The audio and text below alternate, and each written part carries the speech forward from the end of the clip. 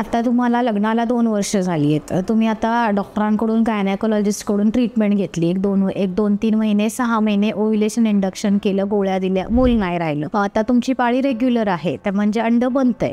पुरुषांचे धातू नॉर्मल आहेत. फक्त आता राहते नळ्यांची तपासणी. कारण नळ्यात जर उघड्या नसतील त्या कुठल्याही कारणामुळे खराब झालेल्या असू शकतात, तर मूल कसं राहणार. मग त्या नळ्यांची तपासणी करण्यासाठी 2 प्रकार. आणि दुसरी गोष्ट आहे की जरी पाळी रेग्युलर असली तरी पिशवीच्या आतलं जे आवरण आहे ह्याच्यामध्ये सुद्धा प्रॉब्लेम असण्याची शक्यता आहे. मग ह्याच्यासाठी आपण काय करू शकतो, ऑफिस हिस्ट्रोस्कोपी. ऑफिस हिस्ट्रोस्कोपी म्हणजे काय असतं की त्याच्यामध्ये 2.9 mm म्हणजे अगदी लहान आकाराचा एक स्कोप असतो, जो आपण इथे पिशवीच्या तोंडामधून आत पिशवीमध्ये घालतो, ज्याला भूल देण्याचीही गरज नाही कारण तो अतिशय लहान असतो.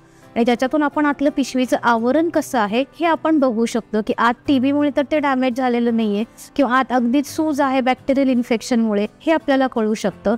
त्याचबरोबर आतून जी नळ्यांची ओपनिंग आहे ती व्यवस्थित आहे का, तिच्यावरती तर कुठला पातळ पडदा आलेला नाही आहे, त्याच्यात तर काही प्रॉब्लेम नाही आहे ना, हे आपण बघू शकतो. आणि त्याचसोबत जर आपण HSG म्हणजे हिस्टोसॅल्फिंगोग्राफी म्हणजे आत डाय टाकला आणि नंतर एक्सरे काढून बघितलं की तो डाय नळ्यांनी पोटात येतोय का हे दिसलं आपल्याला, तर ह्या भूल न देता देखील OPD बेसिसवरती आपण ह्या 2 छोट्याशा टेस्टवरून नळ्या उघड्या आहेत का नाही हेही बघू शकतो. प्लस पिशवीचं आतलं आवरण चांगलं आहे का नाही हे करू शकतो. त्यामुळे हे केल्यानंतर आपल्याला कळालं की नळ्या उघड्या आहेत, तर लगेचच फक्त अंड बनण्याच्या गोळ्या दिल्या तर आपल्याला प्रेग्नन्सी राहण्याचा चान्स वाढतो.